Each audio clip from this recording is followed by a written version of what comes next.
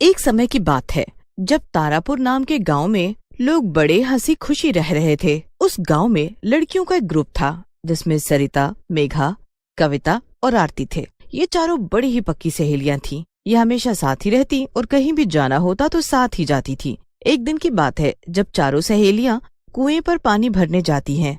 सारी लड़कियां मेघा के बालों की तारीफ करने लगती हैं। दरअसल मेघा के बाल बहुत ही लंबे और घने होते हैं। ऐसे बाल पूरे गांव में किसी भी लड़की के नहीं होते। मेघा को भी अपने बालों से बहुत ही प्यार होता है। वो अपने बालों का बड़ा ही ध्यान रखती है। काश मेरे बाल भी इतने लंबे और घने होते, पर मेरे बाल तो बढ़ते ही नहीं। तुम ऐसा क्या करती हो मेघा, जो तुम्हारे बाल इतने लंबे हैं? अरे मैं ऐसा कुछ भी नहीं करती, बस सरसों का तेल लगा कर रखती हूँ। तुम भी ऐसा करोगी तो तुम्हारे बाल भी लंबे, घने और काले हो जाएंगे। सब लोग मेघा के बोलने पर ऐसा ही करती हैं, पर काफी दिनों बाद भी उनके बाल ऐसे के ऐसे ही होते हैं। किसी के भी बाल इंच भर भी बड़े नहीं होते। सबको बड़ा ही गुस्सा आता है।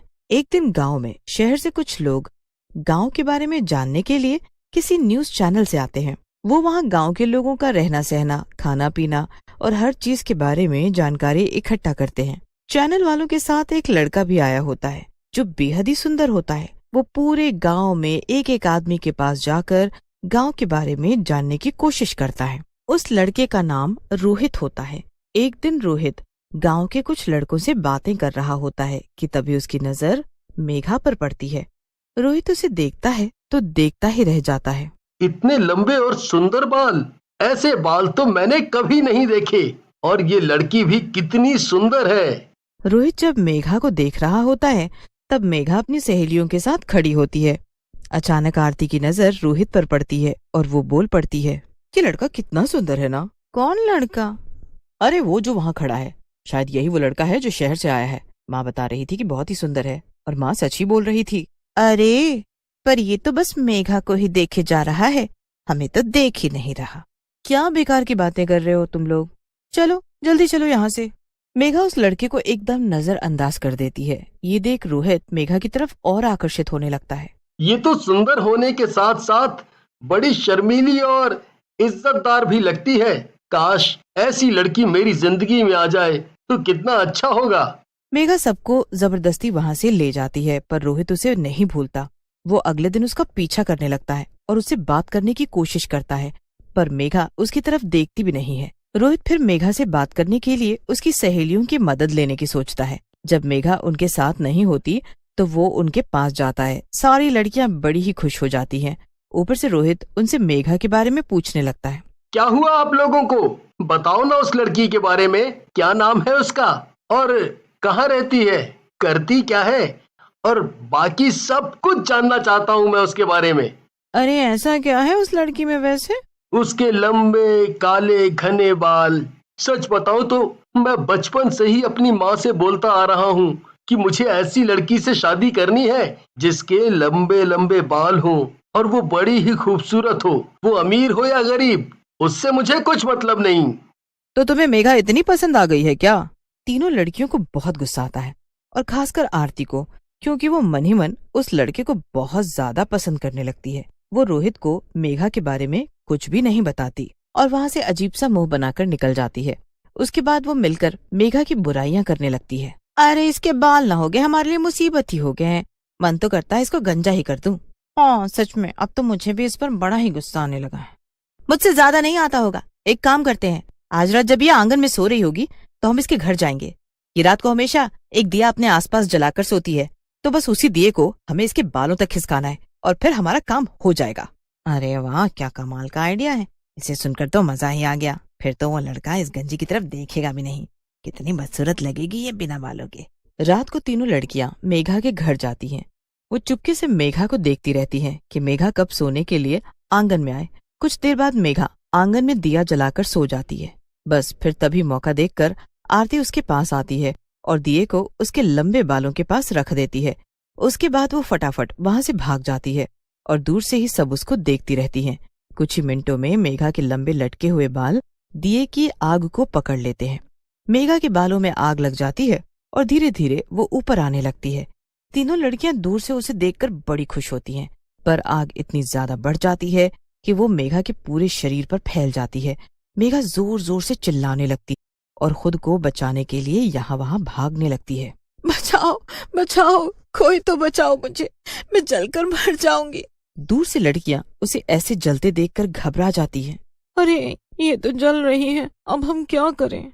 जल्दी भागो यहाँ से, वरना सारा नाम हम पर ही आएगा कि हम इतनी रात को यहाँ क्या कर रही थी। मेघा उनकी आंखों के सामने जलने लगती है और जलते जलते वो अपनी सहेलियों को वहां छुपे हुए देख लेती है। वो उनको इशारा भी करती है, पर वो तीनों वहां से भाग जाती हैं। मेघा वहीं गिर जाती है और जलकर मर जाती है। उस दिन उसके माँ बाप भी घर पर नहीं होते, इसीलिए उसे बचाने वाला कोई नहीं होता। मेघा मरने के बाद चुड़ैल में बदल जाती है, काले लंबे बालों वाली चुड़ैल। आखिर मेरी सहेलियों ने मुझे बचाया क्यों नहीं? क्यों भाग गई वो मुझे जलता देखकर? क्यों वो यहाँ आई थी इतनी रात को, और क्यों वो छुपकर खड़ी थी? जरूर कुछ गड़बड़ है और मैं इसका पता लगा कर रहूंगी। अगली सुबह रोहित वहाँ पूरे चैनल के साथ आ जाता है। तब तक उसके माँ बाप भी घर वापस लौट आते हैं और अपनी बेटी को ऐसे जला देखकर उनसे ये सदमा बर्दाश्त ही नहीं हो रहा होता। उनका रो रो कर बुरा हाल हो रखा होता है। काले लंबे बालों वाली चुड़ैल जो उनकी बेटी होती है, वो वही खड़ी सब कुछ देख रही होती है, पर कोई भी उसे देख नहीं पा रहा होता।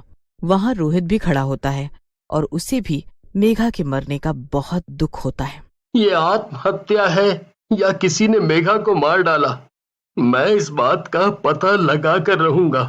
रोहित इस बात का पता लगाने के लिए सबसे पहले उसकी सहेलियों के पास जाता है।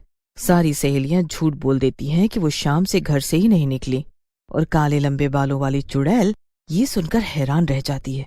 ये तीनों तो उस वक्त वहीं थी, तो ये झूठ क्यों बोल रही हैं? चुड़ैल उन लड़कियों के पीछे पीछे घूमती रहती है और आखिरकार तीनों लड़कियां उस रात के बारे में बात करने लगती हैं। ये रोहित यहाँ से कब जाएगा?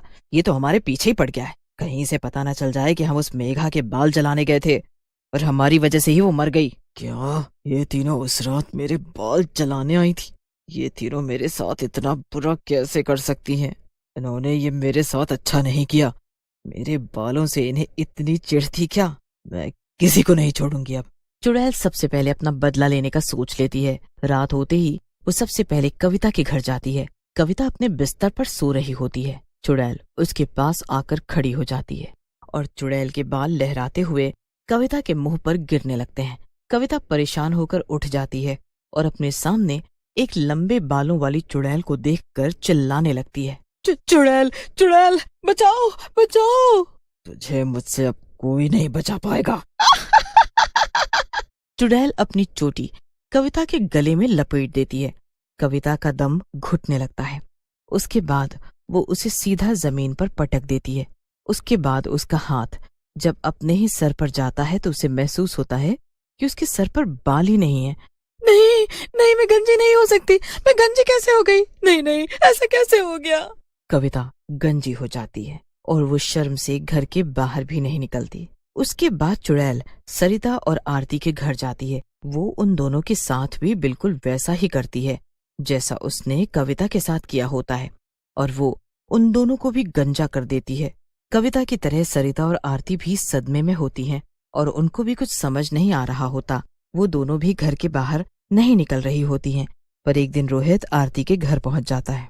बाहर निकलो आरती, मुझे सब पता चल चुका है।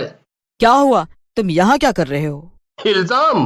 इल्जाम नहीं, सबूत है मेरे पास। उस रात मैंने पास के खेत में कैमरा लगाया था ताकि गांव की सुबह रिकॉर्डिंग कर सकूं, पर यहाँ तो कुछ और ही रिकॉर्ड हो गया। पता है क्या? तुम तीनों सहेली मेघा के घर आई और तुमने मेघा के सर के पास दिया रखा और वो जलकर मर गई। उसी वक्त तीनों लड़कियों को इकट्ठा किया जाता है। तीनों को उसी वक्त पुलिस पकड़कर ले जाती है। तीनों कुछ भी नहीं कर पाती। जब तीनों साथ होती हैं और उनसे पूछा जाता है तो वो तीनों के पास एक ही कहानी होती है, उस काले लंबे बालों वाली चुड़ैल की कहानी। तीनों समझ जाती हैं कि वो चुड़ैल कोई और नहीं बल्कि मेघा ही थी, और खुद को ऐसे देख वो जिंदगी भर शर्मिंदगी का जीवन गुजारती हैं।